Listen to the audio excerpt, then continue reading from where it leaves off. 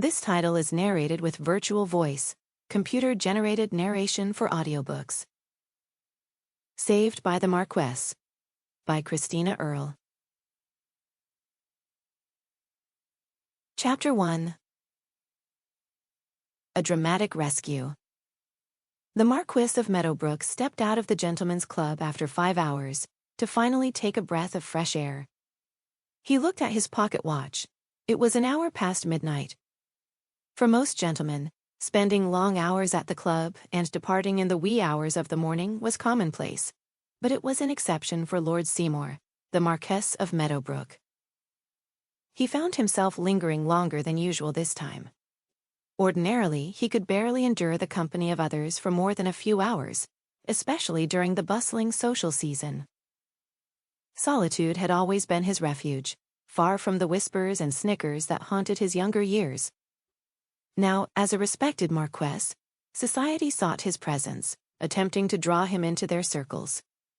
But Lord Seymour recognized the belated effort for what it was.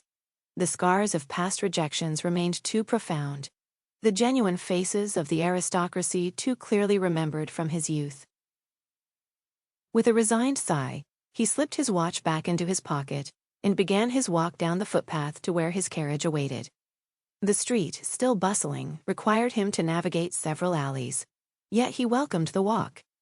He yearned for the night air to cleanse the clinging cigar smoke, relished by others but stifling to him. The night was serene, punctuated by stars twinkling overhead, and a lone chimney puffing smoke from a kitchen still in use at this unusual hour. Suddenly, a strong desire to be home, resting in his own bed, surged within him. This outing was a departure from the norm for Lord Seymour. Until now, he and his best friend Victor Fairfax celebrated the latter's birthday quietly in Victor's estate, the evening stretching into the early hours with only the clink of glasses for company. This year, however, the festivities were grander to mark Victor's successful business expansion to the Americas. With a reluctant smile, Lord Seymour had accepted the invitation, forcing himself to partake in the grander celebrations.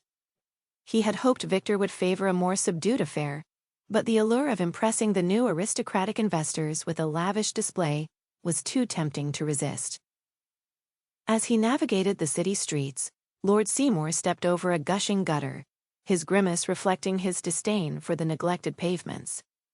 He mused that the aristocrats, including his friend, would do well to focus their efforts on public improvements, perhaps leveraging their influence in Parliament for better urban regulations instead of indulging in opulent distractions. Shaking his head in disapproval, Lord Seymour passed another dark alleyway.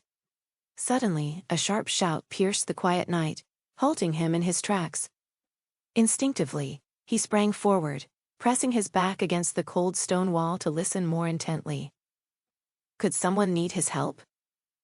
Lord Seymour strained to discern the sounds coming from the alleyway, snickering mixed with grunts, followed by the dull thud of someone hitting the ground.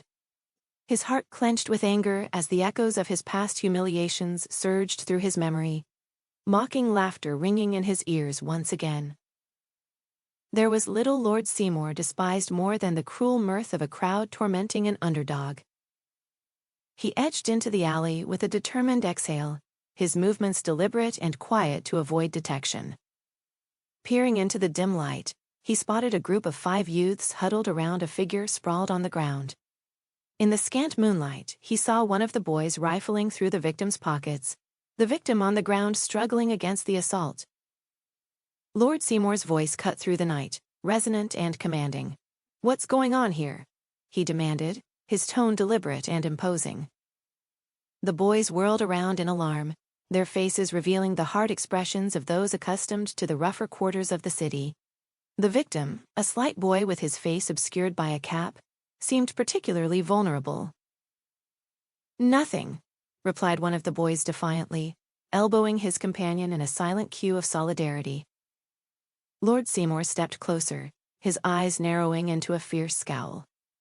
"Do I need to drag the lot of you to the authorities, or have you finished tormenting this lad?" His voice was a low growl, the threat unmistakable and chilling. The boys exchanged glances, their expressions a mix of surprise. To keep listening to this audiobook, I've left you a link in the description so you can do it, at no cost thanks to Audible's 30-day free trial.